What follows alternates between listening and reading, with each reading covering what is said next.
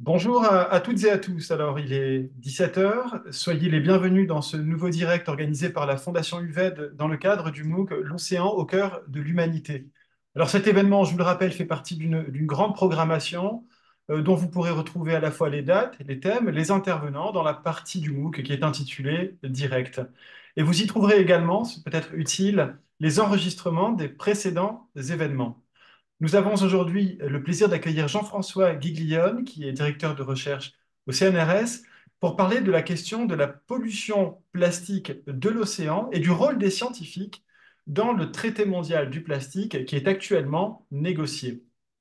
Alors, le principe de ces directs ne change pas. D'abord une présentation, une trentaine de minutes à peu près, puis un temps d'échange pendant une vingtaine de minutes sur la base de questions que nous vous invitons à poser sur le chat, donc le fil de discussion de ce webinaire. Et ma collègue Delphine et moi, eh bien, nous regrouperons ces questions et nous les transmettrons à notre intervenant. Mais entrons à présent dans le vif du sujet. Jean-François, bonjour. Bonjour à tous. Eh bien, merci d'avoir accepté de participer à ce direct. Avant de vous laisser la parole, je vais rapidement vous présenter, peut-être pour celles et ceux qui ne vous connaissent pas. Alors, vous êtes chercheur au CNRS, je l'ai dit, en écologie et en écotoxicologie microbienne marine, et ce, à l'Observatoire océanologique de Banyuls. Alors, votre thématique de recherche porte sur les impacts des pollutions d'origine humaine, anthropique, et notamment la pollution plastique qui va nous intéresser aujourd'hui. Vous travaillez sur l'écologie des micro-organismes ainsi que sur la gestion et surtout la biodégradation de ces pollutions. Alors j'ajoute à cela que vous êtes très investi dans la diffusion des connaissances scientifiques auprès d'un large public sur ce sujet, mais vous le savez bien mieux que nous, qui fait l'objet à la fois de vives inquiétudes, mais aussi de fortes attentes en matière de régulation ou encore de gestion. Alors, chères auditrices, chers auditeurs, je vous invite à bien vouloir couper vos micros. Merci beaucoup. Jean-François, je vous laisse la parole. Je vous dis à tout à l'heure pour le temps d'échange. Merci. Est-ce que vous pouvez juste me confirmer que vous voyez bien mon écran? Voilà, tout est bon. Le partage Ok, d'écran parfait. fonctionne à merveille. Très bien. Ben, merci, merci à tous de participer à cette réunion. Merci pour cette introduction. Mon exposé, en fait, je vais le faire en trois parties. Je vais vous parler d'abord de ce traité mondial du plastique, qu'est-ce que c'est, en fait, et on va voir différents aspects logistiques et comment les scientifiques peuvent discuter, en fait, avec le monde politique pour avancer sur ce traité mondial. Je vous ferai une deuxième partie sur le cycle de vie du plastique et une troisième partie sur les solutions. Et ça sera peut-être le moment d'engager ensuite des discussions sur qu'est-ce qu'on peut avoir comme solution à cette énorme pollution plastique auquel la planète fait face et également nous-mêmes. Alors, le traité mondial du plastique, il est dans un contexte où on se rend compte, alors peut-être que vous avez entendu parler de ça, c'est les 9 limites planétaires qui seraient aujourd'hui, donc qui ont été publiées il y a quelques années et qui seraient en fait la limite de bascule entre un environnement qui est ce qu'il est aujourd'hui et un environnement qui deviendrait de moins en moins propice au développement humain donc actuel. Donc il y a 9 limites planétaires qui ont été définies. Et si vous ne le saviez pas, alors je vais amener un certain nombre de mauvaises nouvelles, mais la première, c'est celle-ci. Depuis 2015, on est passé de 3 à 6 limites planétaires qui ont été franchies. Et ce qu'on sait, en fait, c'est que le plastique contribue largement à 3 limites planétaires, donc, dont on va parler cet après-midi. La première, c'est la pollution globale, parce que le plastique essentiellement vient du pétrole. Donc, depuis son extraction jusqu'à la production de déchets, et on va voir par la suite, en fait, on va faire on fait face à une pollution majeure et qui est bien supérieure à tout ce qu'on peut voir en fait de manière générale par d'autres polluants, par ces polluants plastiques. Le plastique, il a une atteinte aussi sur la biodiversité par la modification des habitats et la toxicité que ça va générer. Et puis un troisième aspect, ça va être sur les changements climatiques. On considère que 5% des gaz à effet de serre proviennent en fait du cycle de vie global en fait des plastiques. Donc c'est simplement pour vous mettre l'accent là-dessus parce que c'est un petit peu la base de ce traité mondial du plastique. On s'est rendu compte en fait que le plastique crée une pollution majeure et notamment, ces limites planétaires sont souvent soulignées en fait quand on est en train de discuter de ce traité mondial. Alors, le traité mondial, il a été à l'initiative de, du Rwanda et du Canada. Donc, vous voyez un pays du Sud assez pauvre et un pays riche qui se sont mis ensemble en fait pour poser ça en fait comme une question importante aux Nations Unies qui s'en est emparée. Et depuis 2019, en fait, on a assisté à différentes négociations différentes versions du texte. Au départ, c'était assez restreint, en fait, ce qui était mis dans le texte. Et puis, petit à petit, en fait, notamment grâce aux scientifiques, on a amené de plus en plus d'arguments à l'intérieur pour faire un traité qui devient un traité un peu plus ambitieux que ce qu'il était au départ. La prochaine réunion à laquelle on va participer, ça sera à Genève au mois d'août. On est dans les dernières étapes de la négociation avant ce traité. Alors, pendant la création de ce traité, depuis 2022, on a créé une coalition scientifique internationale. On a aujourd'hui plus de 400 membres dans cette coalition scientifique internationale. Pourquoi on a créé ça? C'est parce que on fait face à un réel besoin des politiques pour avoir des informations d'une science qui est complètement indépendante, qui est indépendante en fait des industriels ou de toute influence. Et qui permet de donner vraiment un état des lieux de la pollution et des solutions qu'on peut apporter. Donc, vous allez voir, en fait, petit à petit, j'ai mis des codes barres à droite. Par exemple, ce code barre correspond à la, à la page d'accueil de la coalition scientifique, mais les différents codes barres, ensuite, vous ramèneront à des articles que nous publions. Donc, dans cette coalition scientifique, on publie des articles qui sont validés par tout le monde, donc plus de 400 scientifiques, et qui permettent de traiter les différentes questions que je vais aborder maintenant.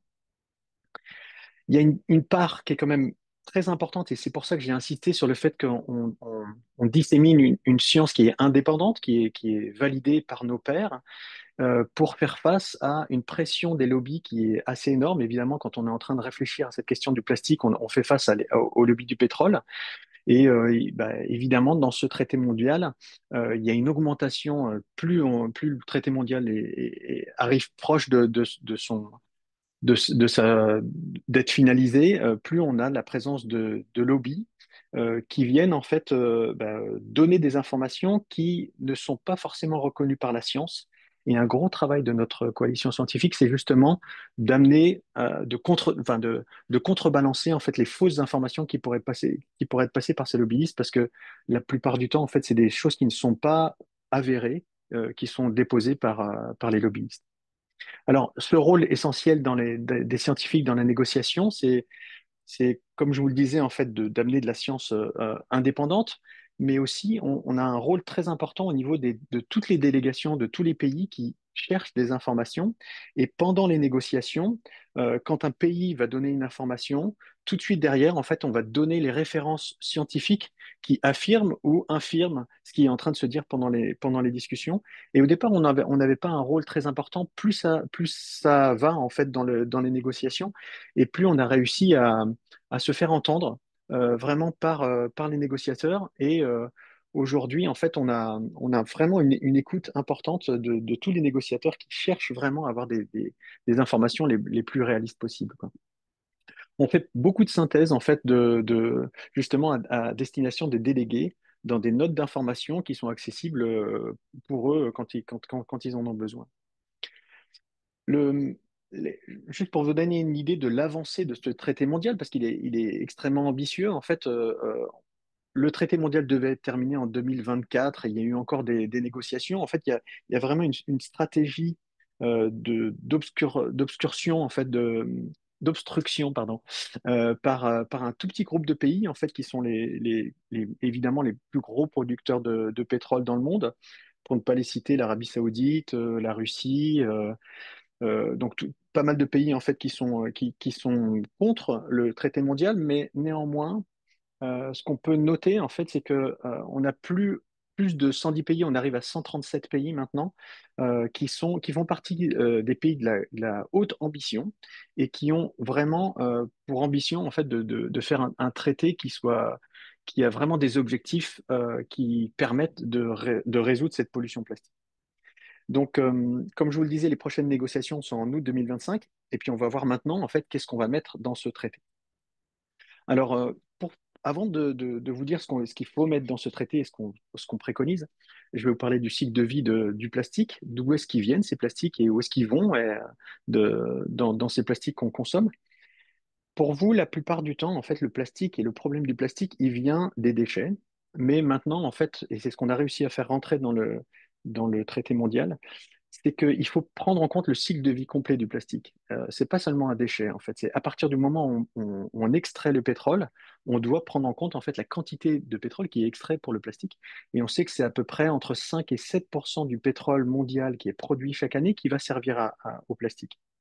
Une fois qu'il est extrait, en fait, il faut tenir compte de la production du plastique, de sa distribution, ensuite de l'utilisation par le consommateur, qui est en général très réduite dans le temps, et puis après considérer le déchet. Le déchet, maintenant, au départ, on avait des chiffres qui n'étaient pas très clairs, mais faut dire que la science du plastique a vraiment, enfin de la représentation du plastique dans l'environnement, a vraiment commencé dans les années 2010, donc il n'y a pas si longtemps. Maintenant, on commence à avoir des chiffres assez nets de ce qui se passe dans le monde et les chiffres du devenir de ces déchets, c'est essentiellement, majoritairement en fait une incinération. Donc on est à 40, 50% en fait en fonction des différentes études. Donc ça veut dire que nos déchets sont brûlés avec des traitements, des fumées derrière qui sont très inégales entre les différents pays. Et même au sein des pays, en général, le traitement des fumées est très mal fait. Ensuite, on a 40% des déchets qui vont finir en décharge, donc on cache les déchets sous le sol et puis on les laisse comme ça. Euh, la réalité du recyclage aujourd'hui, eh bien, elle a été très bien étudiée et on considère aujourd'hui que nous, on considère quand on met nos déchets dans notre poubelle jaune qui vont être recyclés, en fait, on voit que la majorité vont être incinérés, soit en décharge. C'est seulement moins de 10% en fait qui va être vraiment recyclé et on verra ce que ça veut dire que le recyclage. Et puis on a un autre 10% en fait qui finit dans l'environnement, donc une poubelle sur 10 en fait en termes de déchets, qui va finir dans l'environnement parce que les poubelles débordent ou que la collecte n'est mal faite en fonction des différents pays. Alors, qu'est-ce qu'on va ensuite retrouver dans l'environnement? Donc là, je vous fais part d'une expédition que j'avais dirigée en 2014 avec la Fondation Tara. On a pu montrer en fait que on a des concentrations qui commencent à devenir vraiment catastrophiques dans l'environnement. Là, je vous fais part de résultats qu'on avait eus lors d'une campagne en Méditerranée. On a fait le tour de la Méditerranée pendant 7 mois. On s'est rendu compte que la Méditerranée, c'est la mer la plus polluée du monde aujourd'hui en microplastique. Pourquoi? Parce que c'est une mer qui est presque fermée. Et on a trouvé des concentrations qui vont jusqu'à l'équivalent de la concentration du zooplancton. Donc là, je vous ai illustré en fait ce que mangerait un poisson ce soir à son repas en Méditerranée. On a des concentrations qui sont énormes à certains endroits de la Méditerranée où on a autant de zooplancton que de microplastiques dans l'assiette du poisson. La majorité de la Méditerranée, sur la moyenne, en fait, on est plutôt vers les 25%, mais au maximum, on peut avoir jusqu'à 50%. Même 25%, de toute façon, c'est énorme, ce qui dit qu'il n'y a pas un animal, en fait, en Méditerranée qui ne mangera pas de plastique. Ce qu'on sait également, c'est que d'où viennent ces plastiques. On sait que actuellement, on a 80% des déchets qui arrivent en mer qui viennent du continent. Donc, c'est l'équivalent de entre 8 et 12 millions de tonnes de plastique qui est déversé en mer tous les ans. Donc, on a à peu près l'équivalent de un camion-benne par minute qui est déversé dans les océans.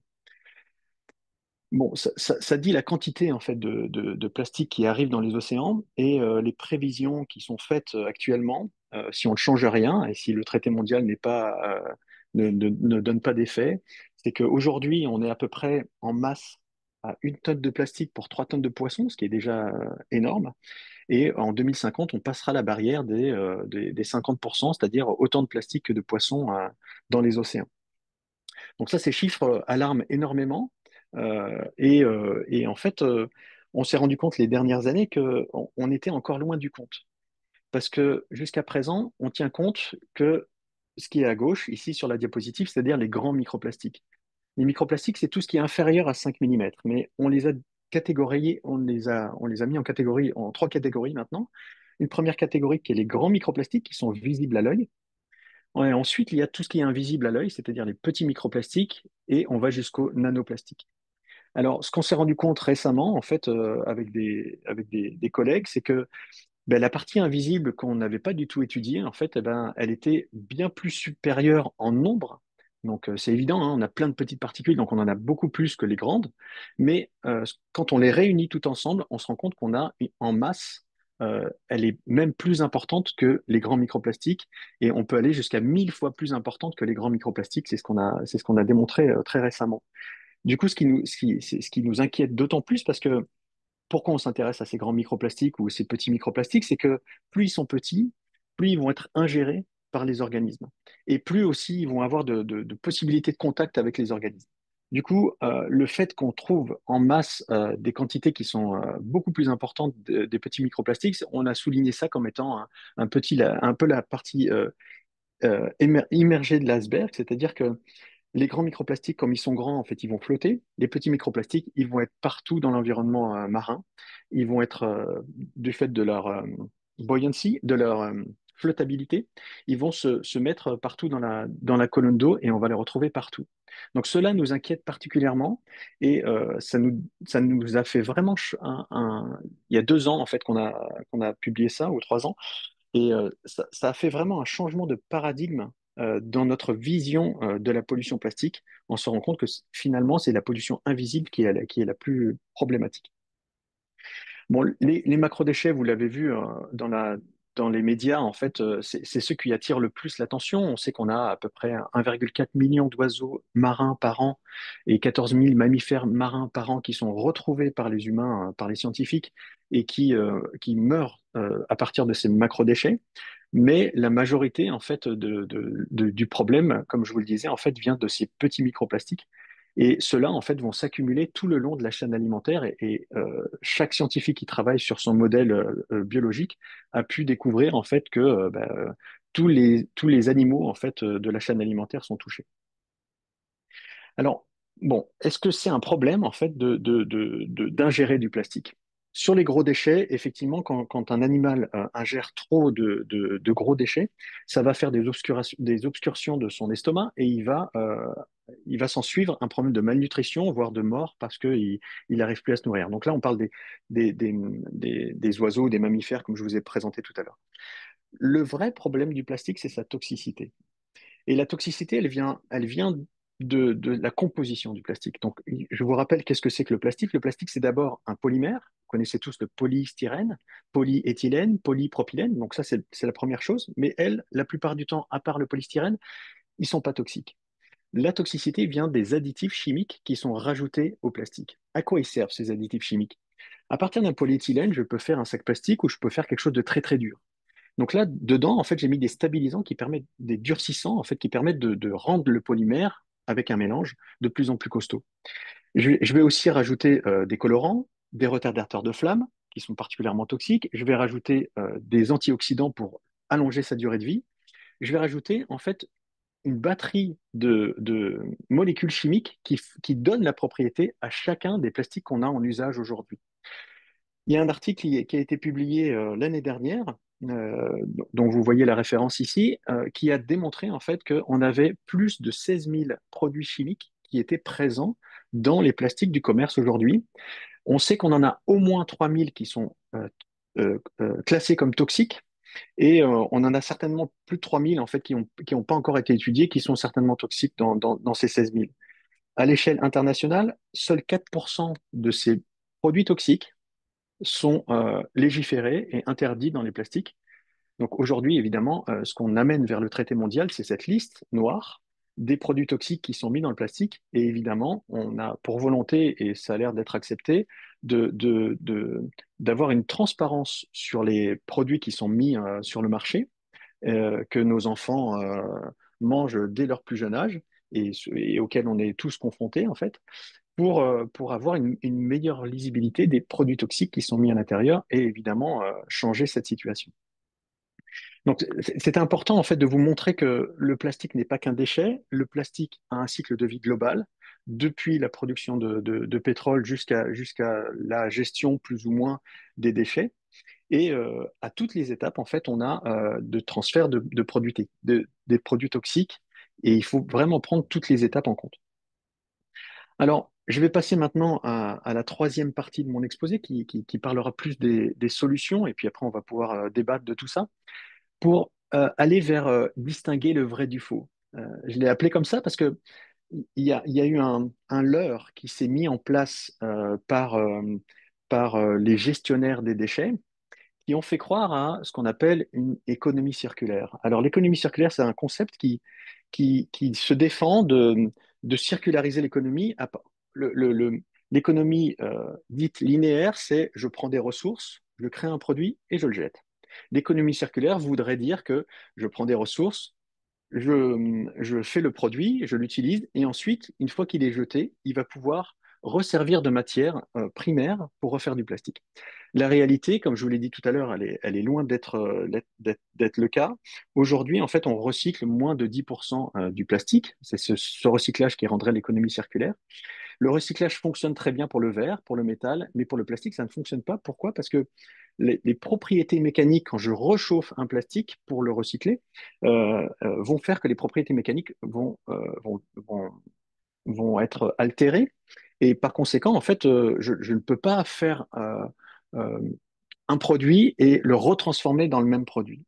Et là, quelque part, en fait, il y a eu un abus d'information. D'ailleurs, il y a eu un procès récemment contre ExxonMobil, le producteur de pétrole qui produit également les plastiques, sur le mensonge qui a été dit par rapport à ce recyclage qui donnerait soi-disant une économie circulaire. Aujourd'hui, en fait, il est démontré, surdémontré que ça n'est vraiment pas une solution et que aujourd'hui, les messages qui sont donnés, par exemple, qui donnent l'impression que le tri se simplifie, désormais tous les emballages et papiers se trient, ça donne l'impression aux consommateurs en fait que effectivement, on peut continuer à consommer autant de plastique qu'on veut. Derrière, il y a des gens, on ne sait pas trop ce qui se passe, mais c'est géré. Voilà, l'information aujourd'hui que je vous donne, c'est que si vous ne le saviez pas, c'est que cette gestion des déchets, elle est catastrophique et que majoritairement, en fait, il faut considérer que nos déchets sont enfouis ou brûlés ou finissent dans l'environnement. Donc aujourd'hui, on considère il y a moins de 9% des plastiques qui sont recyclés.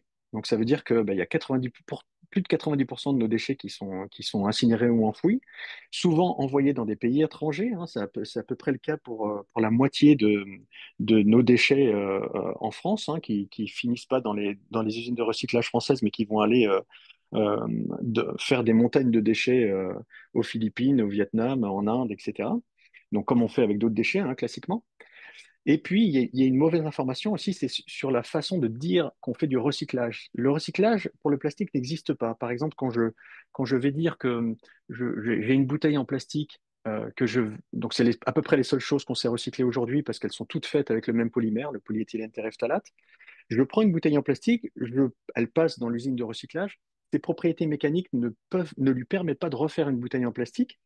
On va mettre à peu près entre 6 et 10% de ce matériel recyclé pour ensuite refaire une bouteille en ajoutant 90% de matière vierge. Et la plupart du temps, le plastique qui est recyclé va perdre en qualité. Donc, à partir d'une bouteille en plastique, on va souvent faire du mobilier en plastique. Et c'est ce qu'on appelle le downcycling, c'est-à-dire on baisse en qualité et on baisse en qualité. Ce qu'on fait en fait dans le recyclage, c'est que on a dépensé énormément d'argent pour finalement allonger un tout petit peu la durée de vie des plastiques. Alors, après, il y a d'autres solutions qui sont proposées. C'est de dire, bon, est-ce que les scientifiques ne pourraient pas nous pondre des nouvelles façons, en fait, des nouveaux plastiques qui seraient, cela, moins dangereux pour l'environnement? Donc, a été inventé, en fait, les plastiques biodégradables. Aujourd'hui, là, je vous montre un article scientifique qui a été publié il y a quelques années qui montrait, en fait, que si je prends des plastiques biodégradables classiques, donc des compostables, des oxodégradables, différents types de plastiques biodégradables et que je les laisse pendant 3 ans dans l'air, dans l'eau, dans du sol, et ben, je me rends compte en fait qu'effectivement, ils sont un peu sales, mais leurs propriétés mécaniques n'ont pas été changées, alors que ces plastiques auraient dû complètement disparaître d'après les normes actuelles.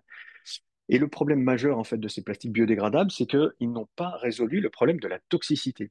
En fait, il faut entendre par plastique biodégradable plutôt polymère biodégradable. On remplace le polyéthylène, le polystyrène ou le polypropylène par un polymère qui, lui, va se biodégrader, mais qui va se dégrader très vite, qui va faire beaucoup de microplastiques et qui va rejeter d'autant plus les additifs chimiques. Et aujourd'hui, en fait, on a de plus en plus de littérature scientifique qui indique que la toxicité des plastiques biodégradables est plus grande finalement dans un temps réduit par rapport à un plastique conventionnel.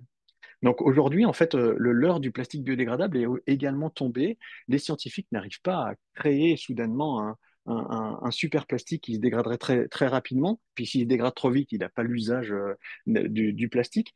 Donc aujourd'hui, en fait, il faut se méfier vraiment de ces alternatives du biodégradable.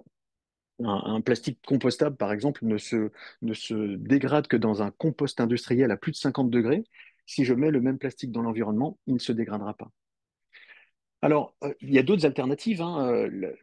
La question aujourd'hui se pose de la consigne. Par exemple, j'ai pris l'exemple du yaourt. Donc, le pot de yaourt, c'est quelque chose, c'est le dessert favori des Français. Le problème de ce pot de yaourt, c'est qu'il est fait en polystyrène la plupart du temps. Et ce polystyrène, en fait, il relargue du styrène, donc le monomère de styrène, qui lui est démontré comme toxique. Les additifs à l'intérieur sont pas très bien connus, donc ça manque de transparence. Et puis, quel que soit le type de pot de yaourt qui est vendu, en fait, c'est un mélange de polystyrène. Sur la colle qui sert au marquage de la publicité dessus, c'est du polyéthylène glycol. Ensuite, on a une étiquette qui est en papier avec de l'encre, avec du polypropylène. Et au-dessus, on a de l'aluminium. Vous voyez que pour la plupart, la majorité en fait des produits qu'on met sur le commerce sont composés de plein de plastiques différents qui empêchent leur recyclabilité. Évidemment, on se pose la question d'une alternative à ça, et bah, la même marque propose en Allemagne la consigne de ces pots de yaourt, et ça fonctionne très bien. Et donc voilà une image de ce qu'on pourrait faire en fait si on voulait un par un en fait voir nos produits et voir comment on pourrait les améliorer. Donc des alternatives par du verre sont envisagées. Maintenant, il faut savoir que le verre dans sa construction en fait demande beaucoup d'énergie, mais si on fait le bilan global de l'utilisation de ce verre qui peut durer pendant des centaines d'années, on a beaucoup plus intérêt à faire du verre que de faire du plastique. Alors, maintenant, la coalition scientifique internationale et la plupart des scientifiques s'accordent sur la seule solution pour réduire la pollution, c'est réduire la production de plastique. En fait, il y a un lien direct entre la production de plastique et la pollution. Donc la seule solution, en fait, c'est de réduire. Ça ne va pas être d'améliorer la collecte ou d'améliorer le recyclage, puisqu'on voit en fait que dans les 10 dernières années, pardon, dans les 15 dernières années, on a multiplié par deux la production de plastique. Donc si aujourd'hui je réduis de 50%, j'arrive simplement aux années 2015, d'accord? Dont je sais déjà qu'ils avaient un impact énorme sur l'environnement. Donc aujourd'hui, en fait, on demande dans ce traité mondial d'aller vers une réduction du plastique, mais d'aller vers une réduction du plastique qui est vraiment ambitieuse, qui serait supérieure à 70 ou 80%. Donc là, évidemment, vous rendez compte que ça fait grincer des dents tous les producteurs de pétrole qui font face par ailleurs à d'autres problèmes de l'énergie avec la montée des moteurs électriques. Mais aujourd'hui, en fait, les scientifiques s'accordent et il y a 100, comme je vous le disais, plus d'une centaine, 130 pays en fait qui ont euh, suivi cette coalition de haute ambition, qui sont convaincus en fait qu'il faut absolument réduire la production de plastique. Alors que, comme je vous l'ai dit tout à l'heure, parmi les polluants les plastiques les plus retrouvés dans l'environnement, c'est les plastiques d'emballage et les plastiques à usage unique. Donc, c'est ceux qui polluent le plus. Il faut savoir en fait que la production des emballages, ça représente 40% de la production mondiale de plastique. Donc déjà, il est prévu avec la loi AGEC en Europe, en France et une autre loi en Europe, qu'on arrête les emballages d'ici 2040. Ça veut dire que déjà, on enlèvera 40% du problème. Et ensuite viendra la question de l'essentialité dont on va parler tout de suite. Donc, comment réduire en fait cette pollution de plastique? Simplement par un principe simple qui a été utilisé il y a quelques années, peut-être certains d'entre vous s'en souviennent, lorsqu'on avait un problème avec la couche d'ozone et qu'on s'est rendu compte en fait que dans les bombes de aérosols, on avait des molécules à l'intérieur qui n'étaient pas nécessaires. Et grâce à cette règle d'essentialité, on a réussi à sauver le trou de l'ozone en interdisant en fait ces molécules qui n'étaient pas essentielles dans la production de ces aérosols. Le même principe est mis sur la table, de sorte que on se pose la question de savoir si c'est vraiment obligé, par exemple sur cette photo, d'avoir des concombres bio qui sont emballés ou des concombres remplis de pesticides. La question se pose de savoir comment on va modifier notre façon d'utiliser, est-ce qu'on a vraiment besoin de tous ces emballages? Est-ce qu'on a vraiment besoin en fait d'avoir emballé et suremballé nos produits et comment y remédier en fait? Donc le, le- on est capable, donc on a fait ce travail-là par secteur, de dire ce qui était essentiel, de pas essentiel, et de faire attention en fait à la toxicité des produits. Donc aujourd'hui, la réduction, elle est envisageable. Il y a plein de scénarios qui sont mis sur la table. Et notamment, même, on a fait une conférence la semaine dernière sur le, comment réduire les plastiques dans la santé. Et il y a beaucoup d'idées en fait pour réduire les plastiques dans la santé parce qu'on s'est rendu compte que le plastique était vraiment également toxique dans le milieu médical. Et donc, il va falloir trouver une solution. L'autre, donc le pilier fort en fait de ce traité mondial, c'est la réduction. Le deuxième pilier, c'est la transparence et la réduction des additifs chimiques. Donc, je vous ai mis ici une partie de la blacklist, donc de la liste des produits que nous souhaiterions voir interdire dans les plastiques. Et aujourd'hui, cette blacklist a été assez bien validée. Un troisième aspect, c'est la responsabilité élargie des producteurs. Qu'est-ce que ça veut dire? Ça veut dire que on est capable maintenant de cibler, comme vous le voyez ici, différentes marques. Donc, les premiers pollueurs, ça va être les canettes, les bouteilles en plastique de Coca-Cola. On retrouve beaucoup comment on appelle ça? De producteurs de l'alimentaire, hein, du plastique dans l'alimentaire. Puis ensuite, on trouve la cosmétique, puis ensuite, on trouve les informatiques, puis ensuite, on trouve les vêtements. Et on se rend compte que plus on produit ces produits, plus on les retrouve dans l'environnement. Donc, il y a un lien direct. Donc aujourd'hui, on est capable de montrer en fait du doigt certaines sociétés qui sont pas forcément directement responsables, hein, mais de la pollution, mais en tout cas, sur le terrain, on voit que leurs produits finalement ne sont pas bien collectés. Sachant en fait que les plastiques sont responsables de maladies, par exemple, qui paye pour les dégâts au niveau sanitaire de ces produits qui sont mis sur le marché? Euh, Aujourd'hui, c'est nos impôts. Donc, est-ce que ça serait pas logique, en fait, que ce soit les producteurs de plastique eux-mêmes qui, en plus d'aller vers ces objectifs d'essentialité et de réduction et de non-toxicité, si leurs produits arrivent dans l'environnement, ça serait assez logique, en fait, qu'il y ait une responsabilité élargie des producteurs. Donc ça, c'est quelque chose qui est mis sur la table, qui, je vous avoue, n'est pas le plus évident à faire comprendre, mais qui, en tout cas, dans la littérature scientifique, a également été cité comme étant un des scénarios possibles pour limiter la pollution. Voilà, donc vous avez compris en fait que on avait un système où aujourd'hui on décycle. Alors là, j'ai mis 20% parce que je mets dans le décyclage une partie du tri qui est incinéré, mais en réalité, la majorité va être incinérée et enfouie. Il faut passer aujourd'hui à ce qu'on appelle la transition plastique, c'est-à-dire aller vers une réduction majeure de la production et aussi de notre consommation. Et puis en tout petit, en fait, d'autres solutions qui ne doivent pas être complètement éliminées, le décyclage, et on a parlé des plastiques biodégradables également, ça ne veut pas dire qu'il faut tout jeter, mais la solution majeure, évidemment, ça va être la réduction. Voilà, je vous remercie pour votre attention, j'en ai terminé pour cette présentation. Merci beaucoup pour votre présentation, c'était très clair. Alors, je vais reprendre simplement un petit commentaire pour la qualifier. Merci pour ces réalités. Il était important, effectivement, de faire tous ces rappels. Merci beaucoup. Un premier ensemble de questions que je vais maintenant vous relayer va porter sur le plastique dans l'océan. Est-ce que des données sont disponibles pour savoir d'où viennent les déchets plastiques par région du monde? C'est un premier point. Il y a quatre petites questions que j'associe. Le deuxième, est-ce que vous pourriez rappeler le cheminement d'un plastique, un macroplastique par exemple, depuis le déchet du particulier et de l'industriel jusqu'à l'océan?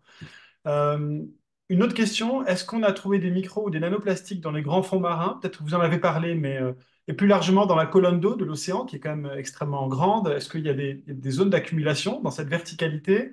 Et enfin, pourquoi la Méditerranée est-elle la mer la plus polluée? Donc voici quatre questions que je vous propose pour commencer. Alors, je vais les prendre dans quel ordre? Je vais commencer par vous caractériser en fait la pollution. Jusqu'à présent, on faisait une caractérisation assez simple entre la surface et le fond. Donc, il y a eu beaucoup d'expéditions qui se sont faites sur la surface. On s'est rendu compte que sur la surface des océans, on avait majoritairement ces microplastiques qui étaient présents et qui représentent à peu près 90% des déchets qu'on va retrouver dans les océans, en surface, hein. Ensuite, on s'est rendu compte qu'il y a pas mal d'expéditions qui sont faites dans le fond des océans. Et là, on avait des zones d'accumulation. Je ne sais pas si vous avez vu ça dans les médias, mais c'est des décharges qui sont assez impressionnantes de la quantité de déchets qu'on peut retrouver sous forme de macrodéchets et de microplastiques. Donc maintenant, dans la colonne d'eau, c'était beaucoup plus difficile d'attraper les déchets parce qu'ils sont beaucoup plus dilués. En fait, euh, tant qu'ils sont gros, en fait, ils vont plutôt aller soit en surface, soit au fond des océans. C'est depuis quelques années là qu'on s'est intéressé à ces petits microplastiques, qu'on s'est rendu compte que c'est ceux-là qui vont aller se retrouver partout dans la colonne d'eau. Et comme je vous ai dit, en fait, ce qui est assez étonnant, et là, c'est encore des chiffres qui sont en train d'être travaillés parce que la technologie a évolué pour aller détecter ces plastiques et calculer leur masse. Ce qu'on s'est rendu compte, en fait, c'est que la masse est vraiment supérieure à tous les macrodéchets qu'on va retrouver dans les océans. Si je réunis la masse de tous ces petits microplastiques par rapport à la masse de gros déchets que je vais retrouver, la réalité, c'est que bah, c'est ces petits microplastiques qui sont les plus abondants. Pourquoi? Parce que les microplastiques, d'où est-ce qu'ils viennent? Alors, ça répond à votre deuxième question. Les microplastiques, ils viennent de n'importe quel plastique qui va être jeté n'importe où sur la planète. Si je jette un plastique négligemment à la montagne, il va subir l'effet des ultraviolets, donc de la lumière, et l'effet de l'abrasion, c'est-à-dire le frottement.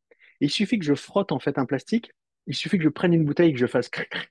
Et là, j'ai déjà libération de milliards de nanoplastiques et de ces petits microplastiques. Donc, dès le départ, en fait, il y a création, en fait, pendant la fragmentation du plastique de ces tout petits morceaux de plastique. C'est pour ça qu'ils sont aussi abondants. Et dans la vie du plastique, il va se casser en morceaux, il va se fragmenter et il va se balader, donc évidemment par la pluie, par le vent, il va aller dans une rivière, dans un fleuve, et il va arriver dans l'océan. Ça, c'était notre vision jusqu'à il y a quelques années, mais on se rend compte en fait qu'on a une contamination des sols qui est aussi importante en fait que ce qu'on peut avoir dans les océans. Et puis malheureusement, on se rend compte aussi que plus on travaille sur les aérosols, et plus on se rend compte que ces petits microplastiques et ces nanoplastiques sont partout sur la planète. Alors, est-ce qu'il y a des régions du monde qui sont plus polluées? On va dire oui, parce que plus polluées, ça dépend de laquelle taille. Ce qu'on se rend compte, en fait, c'est que quand on travaille en macro-déchets, donc les gros déchets visibles, là, je peux voir ce qui a été abusivement appelé le septième continent, avec une accumulation, en fait, là-bas, c'est des gyres océaniques, où avant, on avait du bois qui flottait, maintenant, on a du bois et du plastique. Si je regarde dans les fleuves les plus pollués du monde, qui sont les fleuves asiatiques, parce qu'on a envoyé beaucoup de déchets là-bas, c'est parce que la collecte n'est pas forcément bien faite. Et donc, visuellement, on a l'impression que c'est la pollution, la région du monde la plus polluée. Maintenant, quand on regarde au niveau des microplastiques et des petits microplastiques, là, ils sont partout. Et on arrive à ce qu'on appelle, un peu abusivement, mais c'est pas si faux, mais c'est juste pour vous donner une image, à une plastification de la planète. Aujourd'hui, il n'y a pas un endroit sur la planète ou qui ne soit pas plastifié, on ne retrouve pas ces petits microplastiques qui sont invisibles à l'œil. Et c'est ça qui nous inquiète particulièrement et qui nous fait mettre le point sur la table en disant, OK, là, on arrivait à des concentrations qui sont énormes parce que on a fait récemment un travail dans des fleuves, dans 9 des plus grands fleuves d'Europe. On trouve des concentrations de ces petits microplastiques qui sont de l'ordre du microgramme par litre. Ça vous dit rien, mais globalement, c'est les concentrations maximales autorisées des pesticides. On est au-delà de ça, en fait, déjà au niveau des microplastiques. Et la toxicité, en fait, de ces microplastiques est largement avérée. Voilà, donc je pense avoir répondu un petit peu à toutes vos questions en parallèle, là. Oui, on va passer. Merci beaucoup. On va passer à d'autres questions. Vous êtes passé rapidement à la fin sur un petit livre qui était très bien, Le plastique, un poison si pratique, sous la direction pardon, de Christophe Prazug de l'Alliance Océan Sorbonne Université, dans lequel vous avez largement aussi contribué. Il est question de la plastisphère dans ce petit livre. Est-ce que vous pourriez nous expliquer un peu cette notion? Peut-être que vous n'avez pas trop développé. Et j'y associe une question qui vient d'être posée. Euh, le plastique, c'est un support. Il y a de la vie qui se développe dessus. Est-ce que de ce point de vue-là, il peut y avoir une biodégradation du plastique par les communautés qui s'installent dessus, qui éventuellement s'en nourrissent? Est-ce que ce sont des choses que vous avez observées? Alors, c'est des choses sur lesquelles je travaille beaucoup dans mon laboratoire. On travaille sur cette plastisphère. Alors, qu'est-ce que c'est que cette plastisphère? C'est que à partir du moment où je mets un morceau de plastique vierge dans l'environnement, il va tout de suite attirer plein de choses, notamment de la matière organique. Et cette matière organique, c'est dont se nourrissent en fait les bactéries et les micro-organismes de manière générale, les champignons, les bactéries, on a des archébactéries, etc. Cette plastisphère, on s'est rendu compte en fait que les micro-organismes qui vivent sur le plastique n'ont rien à voir avec les micro-organismes qui vivent sur du bois, sur du verre. Et donc, on a appelé ça la plastisphère parce que c'est un nouvel écosystème pour les micro-organismes. OK, quand on pense micro-organismes, on pense deux choses. On pense micro-organismes pathogènes, donc est-ce qu'ils vont transmettre des maladies, et la biodégradation. Pour les micro-organismes pathogènes, dans l'expédition que j'avais réalisée en 2019 là, sur les 9 des plus grands fleuves européens, on a été les premiers à démontrer en fait la présence d'une bactérie pathogène pour l'homme qui était encore virulente sur le plastique. C'est-à-dire qu'on peut détecter des bactéries pathogènes, mais on peut avoir des salmonelles ou des Escherichia coli, donc, qui ont le nom d'Escherichia coli, mais qui ne transmettent pas de maladie. Là, en fait, on a trouvé sur nos plastiques plusieurs bactéries pathogènes qui sont virulentes, qui sont encore virulentes quand elles sont sur le plastique. Ça veut dire que, eh ben, se pose la question maintenant du radeau que constituent les microplastiques, parce qu'ils vont se balader partout, en fait. Et donc, du coup, on va pouvoir transmettre des maladies d'un endroit à un autre à cause de ce plastique. Se pose aussi la question des espèces invasives, parce qu'on a beaucoup de larves qui vont se coller sur ces plastiques et qui vont pouvoir se balader sur des centaines de kilomètres. Et c'est ce qu'on a vu en fait lors du tsunami de 2011. On a trouvé des espèces qui étaient typiques du Japon, qui se sont retrouvées complètement de l'autre côté. En fait, au Canada, il y avait plus de 100 espèces qui n'avaient rien à voir avec le Canada, qui peuvent être transportées par les plastiques et c'est ce qu'on appelle les espèces invasives qui peuvent perturber de manière significative un écosystème. Donc ça, c'est pour l'effet radeau. C'est de plus en plus étudié et globalement, je dirais que c'est pas le danger majeur des plastiques, mais c'est un danger qui existe. Le danger majeur reste la toxicité. Le dernier point sur la biodégradabilité des plastiques, nos recherches, avec toute la communauté des scientifiques, hein, montrent que la biodégradation des plastiques ne sera pas la solution au devenir des plastiques dans l'environnement.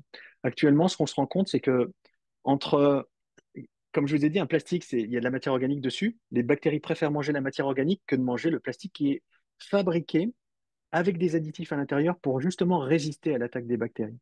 Donc la biodégradabilité existe, on arrive à la faire voir, pardon, excusez-moi, on arrive à la montrer au laboratoire dans des conditions vraiment très particulières, mais même dans ces conditions-là, on montre qu'elle est extrêmement lente avec les plastiques conventionnels. Est-ce que l'évolution de l'océan en lien avec le climat, je pense notamment réchauffement, acidification, a un impact sur les phénomènes que vous étudiez? C'est difficile à dire en fait parce que c'est des phénomènes qui sont longs, hein, le Oui, réchauffement, l'acidification, c'est difficile on pourrait augmenter abusivement la température dans nos laboratoires, oui, mais la cinétique est tellement longue qu'on ferait simplement un stress thermique plutôt que de faire une vraie démonstration du réchauffement. Et d'accord. puis, quand on travaille sur les micro-organismes, leur temps de réponse est plutôt rapide. Donc, les effets qu'on voit, c'est plus des liens en fait avec la présence de. Alors, je vous ai parlé des produits chimiques qu'il y a à l'intérieur du plastique. Mais la réalité, en fait, c'est que les plastiques sont aussi ce qu'on appelle des éponges à polluants. C'est-à-dire qu'ils sont plutôt hydrophobes. Hydrophobe, ça veut dire huileux. Quand j'ai deux gouttes d'huile qui sont côte à côte, pouf, elles vont s'attirer. Les plastiques, en fait, c'est des supports d'hydrocarbures, de pesticides, de métaux lourds qu'on va retrouver. Et on a pu montrer, en fait, que c'était essentiellement à cause de cette plastisphère que ça va favoriser encore plus le- le- le- l'adhésion, en fait, de ces molécules chimiques, en fait, sur les plastiques qui vont se balader un petit peu dans l'environnement. Donc, c'est plutôt sur ces aspects-là que sur des aspects d'acidification et de grands changements qu'on peut travailler au laboratoire. Beaucoup de questions portent évidemment sur la santé. Vous en avez déjà un petit peu parlé. Alors peut-être qu'on va distinguer santé humaine et santé, je dirais, des autres organismes, notamment des organismes marins. Il a été mention des poissons, des gros mammifères marins, des oiseaux également. Là, un message porté sur des poussins albatros qui souffraient de pathologies et dans l'estomac desquels on avait retrouvé des microplastiques. Est-ce que vous pourriez revenir en quelques points sur ces impacts sur la biodiversité et ensuite, dans un second temps, sur la santé humaine, avec une question qui a été posée. Vous avez parlé de la Méditerranée avec des données qui sont assez hallucinantes, il faut quand même le reconnaître. Est-ce qu'il y a un danger à se baigner dans une eau avec autant de microplastiques? Hmm.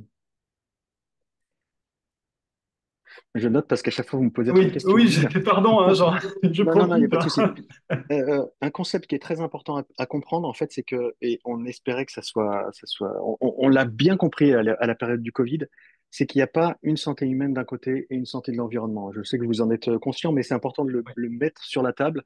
À partir du moment où la santé de l'environnement est touchée, la santé humaine va être touchée. On a mis du temps, en fait, à oser dire ça pour la question du plastique parce que le lien de causalité, c'est-à-dire la présence des plastiques et les présences de maladies, n'était pas encore fait il y a quelques années. Donc c'est pour ça que jusqu'à il y a quelques années, on n'osait pas dire oui, alors sur la santé, on n'en sait pas trop. Maintenant, ça a vraiment évolué et je vais pouvoir répondre à votre question. Sur la santé de notre environnement, bon, comme je vous l'ai expliqué en fait assez largement, la santé de l'environnement est vraiment en danger. Est-ce que la santé humaine est en danger? Enfin, je pensais, alors, vous avez parlé des animaux marins, mais c'est la même chose en fait sur les sols. Toutes les personnes qui travaillent sur les vers de terre, voilà, ont montré en fait des perturbations dans leur fonctionnement. Ça va même jusqu'au chat qui est sur notre canapé et qui subit en fait la présence de retardateurs de flamme, qui sont des molécules particulièrement toxiques et en fait qui vont perturber les hormones des chats. Voilà. Donc ça, c'est des choses qui sont de plus en plus, on vient vers l'homme et puis on commence à se poser la question de savoir si ça a un effet sur nous. Comment va être l'effet en fait? Est-ce que c'est parce que je me baigne ou que je vais manger des poissons que que je vais absorber d'autant plus de plastique? La réponse est non. C'est pas en se baignant, c'est pas en mangeant des poissons que je vais avoir des problèmes de contamination de plastique. La contamination du plastique chez l'homme, elle est bien plus grave que ce qu'on peut trouver dans l'environnement parce qu'on en est envahi. Rentrez dans votre voiture, la voiture toute neuve, là, on trouve qu'elle a une odeur de neuf. À la réalité, en fait, c'est vous êtes dans un endroit confiné où il y a énormément de molécules toxiques que vous êtes en train d'aspirer. Vous dormez tous la plupart du temps sur des coussins sur lesquels vous allez passer de nombreuses heures qui sont en polyester. Quand vous tapez sur un coussin, vous voyez bien que ça s'envole. Tout ça, c'est des choses qu'on ingère. Dans votre maison, en fait, plus vous avez dans votre cuisine, en fait, plus vous avez de plastique, plus vous allez avoir une contamination de vos aliments directement. Dès que je vais chauffer un plastique, il va relarguer toutes ces molécules toxiques. Le micro-ondes, par exemple, c'est une catastrophe dans le rejet de tout ça. Mais par exemple, l'écumoire que j'utilise pour mes pâtes, évidemment, il faut enlever ça et la remplacer et vraiment la jeter pour qu'elle ne soit pas utilisée par quelqu'un d'autre parce que c'est quelque chose de mauvais pour votre santé. D'accord? Les enfants qui traînent sur des sols qui sont en PVC, qui sont plastiques, ça, évidemment, ils sont tout près du sol et c'est dès leur naissance, en fait, ils vont être affectés par la présence de ces plastiques. Donc, c'est plutôt dans notre environnement qu'il faudrait diminuer en fait la concentration de plastique, hein. Enfin, on peut le faire chacun chez soi, hein, dans notre salle de bain, dans notre cuisine, et comme ça être moins, parce qu'on est conscient de ça maintenant, enfin, même par cette discussion, on le sait. Et donc, du coup, en fait, c'est à nous d'agir pour avoir un minimum de plastique autour de nous pour que la contamination soit la moindre possible. Euh, Vous avez, dans l'une des parties, abordé la question des solutions. Revenons sur le traité et peut-être encore plus près de nous, parce que voilà, si par rapport aux dates, c'est plus près de nous, par rapport à l'UNOC, la question de la pollution plastique sera-t-elle présente ou est-elle prévue qu'elle soit présente lors de la grande conférence de Nice sur l'océan au mois de juin? Et peut-être déjà répondre à sa question et ensuite peut-être on reviendra sur le traité. Oui, en fait, évidemment, dans toutes les manifestations, aujourd'hui, la problématique du plastique est vraiment soulignée bien plus que ce que j'avais pu voir avant. Je travaillais sur le pétrole et les pesticides. Il y a vraiment une conscience collective de ce problème du plastique. Quand on va faire des initiatives dans les écoles, on se rend compte quand on leur demande quel est le danger de l'environnement, le premier c'est le changement climatique, le deuxième c'est le plastique. Donc ça y est, l'information est passée. Je pense que maintenant, en fait, au niveau de l'UNOC, il y a plusieurs sessions qui sont prévues sur le plastique et il y a plusieurs ONG en fait qui seront présentes. Je pense à l'association Septième Continent, SOS Mal de Seine, Tara sera également là-bas, la fondation Tara Océan, qui sont tous qui font le pont en fait entre notre connaissance scientifique et puis des plaidoyers pour essayer de changer les choses au niveau des Nations Unies, par exemple. Le traité, alors la négociation a été rallongée d'un an, si j'ai bien compris, par rapport à ce que vous avez dit, parce que les sessions précédentes n'ont pas permis d'obtenir un texte. Euh, Vous avez présenté des points de vue qui semblaient relativement difficilement conciliables ou réconciliables. Quelle est la piste d'atterrissage entre une position ambitieuse et une position plutôt opposée à cela, de votre point de vue? Le traité mondial, il a commencé en 2022, donc il y a un peu plus de 2 ans maintenant. Euh, enfin, ouais, 3 ans, on va dire. Il faut savoir que pour des traités mondiaux comme ça, la plupart du temps, ça dure plus de 10 ans. Donc, on a fait un traité, enfin, ils ont mis en place un traité très accéléré. L'accélération de ça, c'était l'anticipation des bouleversements géopolitiques qu'on est en train de vivre actuellement. Et l'idée, c'était de finir ce traité en 2024.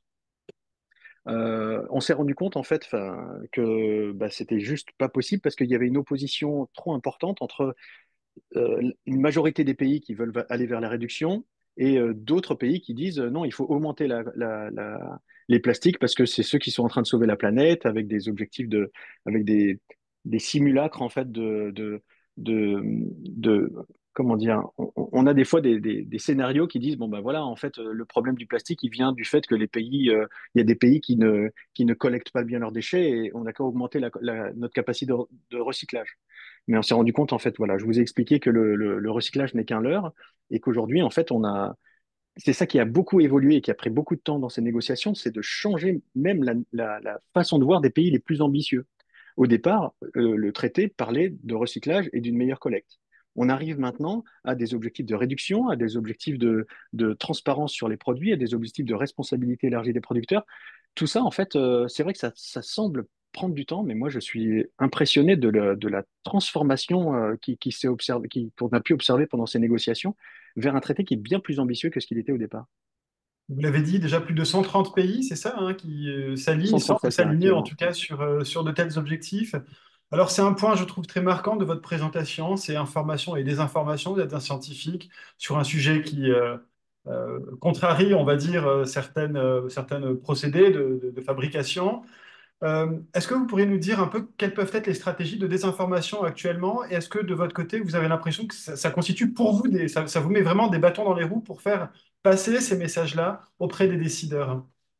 Ouais, c'est à la fois déstabilisant, mais en même temps quelque part positif parce que si on a des telles campagnes de mésinformation aujourd'hui, ça veut dire que le problème il est vraiment important et que du coup, quelque part, il est pris suffisamment au sérieux pour que certaines sociétés qui n'y voient pas leur intérêt en fait fassent des campagnes de mésinformation.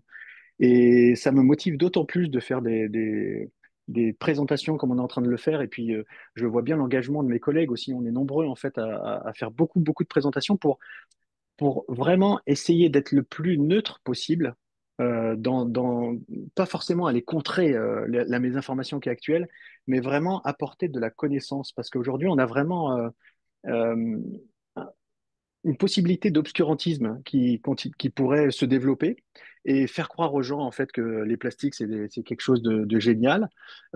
Et nous on a vraiment un rôle de montrer où en est la science aujourd'hui et comment elle a évolué depuis les 15 dernières années pour montrer en fait on est face à un produit qui est particulièrement toxique et qu'on ne devrait pas mettre sur le marché. On pense aux pneus. Là, je viens de voir une conférence sur les pneus et la disparition des saumons en fait en Alaska.